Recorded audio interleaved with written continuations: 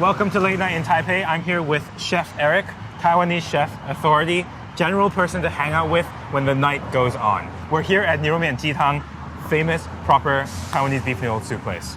Beef noodle soup is the dish in Taiwan, and in my opinion, it's even better late night. These guys are busy all night, and I heard Chef is putting on a new batch of soup, so we're gonna go check it out. Hello. 谢谢。这么晚还在工作？没有，就是要忙到那么晚。对，我跟你讲，我真的超级喜欢你们家，我一天到晚来，我每次回台湾至少来3次。谢谢。 First thing that Chef is doing is prepping the base liquid of his broth. That liquid is chicken, beef bone, and a little bit of offal, which is not, as I understand it, strictly traditional. But it's all going to impart flavor in a clean, sweet way. The goal here is sweetness and sort of delicacy balanced with a thickened texture that comes from that emulsified fat with water.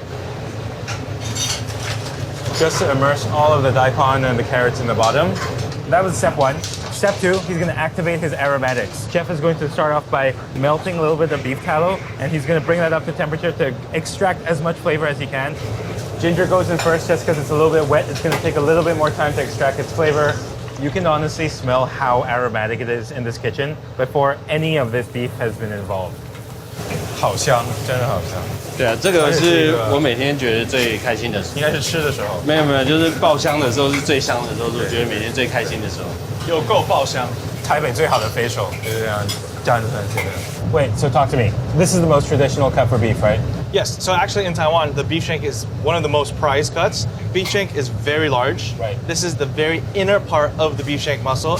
Cool. Taiwanese people love it because it has the most sort of even distribution of fat, collagen, tendon, and meat. So as you can see, the intermuscular tendon on this cut is what makes this beef shank so valuable, especially in Taiwanese cuisine and any cuisine that utilizes a lot of braising technique for beef dishes. It's texture that too many people throw away. Yeah, it's texture people that really don't think about. And in one cut, you get 3 textures: you meaty, fatty, and bouncy from tendon.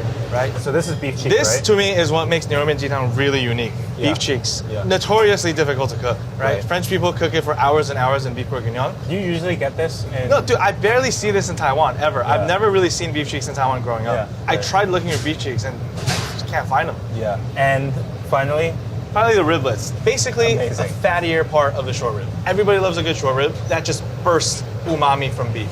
you'll see one thick layer of fat, a layer of membrane, and a little bit of tendon. It's too chewy for most classic Western preparations, a very, very underrated part of the cow that's used in a lot of Asian cooking. And, Before we continue, check out the scallions. Scallions are about to go into the fat as well. From a scientific perspective, there are flavors that can be extracted by different solvents. One is water, another is oil. And in something like beef noodle soup, it's important to have both. When you're drinking this soup, that oil is going to be the top layer of that soup.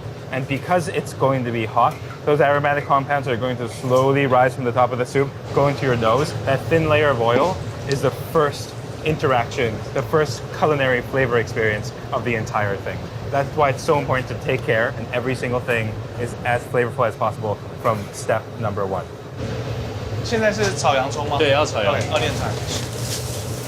So the onions cook down for about an hour until they're nice and caramelized. And this step is essential to creating a broth that has varied levels of sweetness and not just sweetness from sugar. It's been about an hour or so, and it really resembles the more conventional caramelized onions. You cannot cheat. It takes time, it takes patience, and it takes slow heat. Chef is going to be sauteing his seasonings in the same exact wok. We're just gonna add a little bit more fat, but we want to keep all of that onion flavor. This mixture of fermented bean paste, Chef uses 3 different types of bean paste. The Sichuan-style fermented fava bean paste called 郫县豆瓣. The more traditional Taiwanese-style fermented soybean paste called 冈山辣豆瓣. And the third, 甜酒酿豆腐 is a sweet rice wine fruit, which is a fermented soybean. Chef, 你是客家人? Yeah, 我妈妈是客家人。 Okay, so Chef's mom is Hakka, and that is owed to his mother. As you can see, it has the byproduct of making rice wine, as well as the soybeans themselves and the pressed ground soybean. Oh, wow. 咸的，但是它其实是甜的。后面回甘。对。 It has like that nice kick of sweetness in the back while being very, very savory up front. It's super, super funky as well. There's so much sugar inside the bean paste. If chef is not constantly agitating it in the wok, it's going to stick to the bottom and burn immediately. So this step is going to be 10 minutes, and after we're going to be adding in the soy sauce and then cooking the soy sauce down with the bean paste. Chef is going to be adding these 2 sugars. This is rock sugar, which is a much milder sweetness, and this is called Tai Tang Er Sha, and it has a much more malty and molassesy flavor. I think chef's philosophy is to season things with the same ingredient but different flavor profiles, right? So 2 types of sugar, 3 types of douban. In goes the beef tallow, scallion, and spices. We're going to be pouring this entire vat of seasoning into the broth, and this becomes our base for beef noodle soup. And now we're going to be adding in the rice wine and the tomatoes. The tomatoes are skinless. They go through that painstaking process of poaching tomatoes and then peeling the skin one by one, just so there's no bitterness from the skin leaching into the broth. I'm sitting here, not an expert, but I am excited about tasting the layers of flavor that chef has spent so much time building up. Needs to be beefy, salty, sweet, and all of it needs to be balanced out with each other. And the general timing of all the beef is the large beef cheeks go in first for about 30 minutes, and then followed by beef shanks and the smaller beef cheeks for 20 minutes. And then finally, the riblets go in for about 10 minutes. That adds up to 1 hour, followed by another hour of resting, totaling 2 hours of cook time. And also the beef needs to be braised to a point where it's tender, but it's not overly tender. Right. Because you can overcook a beef shank. You can overcook a beef cheek. Sure. It needs to have a structural integrity, not like a steak, but it needs to fight back a little bit in your mouth and not just completely give. What makes food incredible is the attention to detail, and I want to point out a couple of things. All the way at the end, you have a noodle cooker. Chef is very, very proud of that noodle cooker. It's an expensive machine because it's a Japanese imported machine that constantly is refreshing the pasta water that noodle is being cooked in. If it weren't for this feature, it would pick up all of this starch from the noodles that were cooked before, meaning that the noodle gets soggier and soggier and soggier over time. The second thing is there's a little bit of a thermometer right above one of the chefs that is keeping the soup at exactly 94 degrees. At that temperature, with a thin sheen of oil over the top, you won't run into the issue of too much of that soup evaporating and that soup getting too salty over time. The noodle's going to cook for about 2 minutes. There are 2 types of noodles here. First is a thicker noodle, pure wheat, sort of inspired by the Dao Xiao Mian from China. And then there's a slightly yellow, thinner noodle that has the addition of a little bit of alkaline for a little bit of bounce. Both are legitimate choices, and everybody has their own preferences. Bright greens over the top, mostly for color. First is the shank, second is the cheek, and third, the rib. One of each, a little bit of tendon, and tripe over the top. Almost all of the textures that a cow has to offer.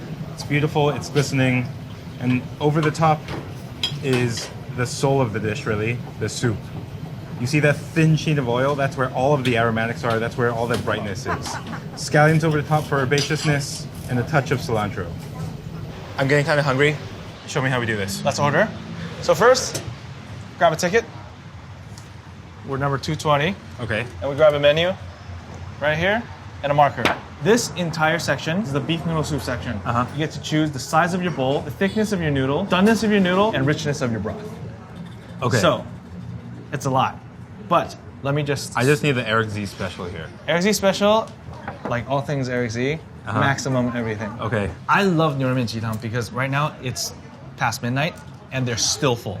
Growing up in Taipei, I've never had a place that serves beef noodle soup at this quality past midnight, period. And as a beef noodle soup fanatic, having an establishment like this changes the game. The whole thing with beef noodle soup is there are all these stories of Chinese pilots bringing in certain bean paste from certain places, noodles being brought in from different places, and all these things, and the not consumption of beef, and now there's a consumption of beef, and all these like different stories. The creation of the beef noodle soup itself seems to be a process of, I really don't want to use the word fusion, but it's the bringing together of cultures and influences. And to continue in that tradition of not being restricted by what you're influenced by, I think Chef is introducing some really interesting ingredients and techniques into his beef noodle soup. They just called our number. Yeah. First things first. Safety is our first priority. Adhesive, disposable bibs from Nurmen Jitang. Wait. First, you try the broth. If the broth is good, you're in for a treat. Yum. Oh, it's actually way brighter than I expected. Yeah. The tomato at the end, Has a very nice punch to the it. tomato gives it that like acidity. It lifts the whole thing with the herbaceousness from the cilantro and the scallions. And it's quite beefy as well. But if you want it beefier, on every table is this condiment, which is a spicy beef tallow made from the renderings of beef fat. With chili or pichen douban? With chili and a little bit of douban and often a little bit of sugar. So the way to do it is dab it into a spoonful of broth. There we go. And then you melt it right here. And then you incorporate it into the whole bowl. Okay. This is quite spicy, right? Or not really? Not really that spicy. It's more beefy. Just pull here. You can almost see the texture. Immediately you know the noodles are perfectly cooked. Nice Got and balance. springy. So these are the thin alkaline noodles, right? Yes. These are ones that you like. Yeah. I'm gonna throw it. Oh yeah.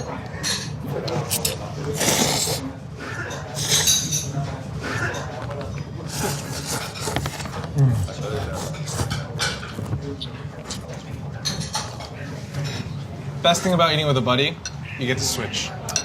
I kind of want. Eric was kind of right in the one of the thin noodle, but here we are. All aspects of your palate are hit. Yes. I'm gonna try the beef cheeks. Whoa! It just like disappears. It just holds- disintegrates. holds into up well? these, like, fibers. Let's see. Oh goodness. Yum. You're I actually right. think it's the best cut. Yeah. Dude, did you eat my short rib? Where's my short rib? Here it is. It's got little pockets of fat still on it. It's gonna be a little bit bouncy. Oh. So beefy also. Oh my goodness. So good. How is it so good? Every now and then I have beef noodle soup that really pisses me off. Right here, it pisses me off because I cannot make a beef noodle soup this good. Like, I've tried. It's just everything about it is perfect. And just imagine a scenario where you're getting out of the club, or you're getting off of a big night with your friends or your buddies, or you're getting off of a very late night shift, 2 a.m, you're starving. Your last meal was about 16 hours ago. Yeah. And you sit down to a bowl of this. Right.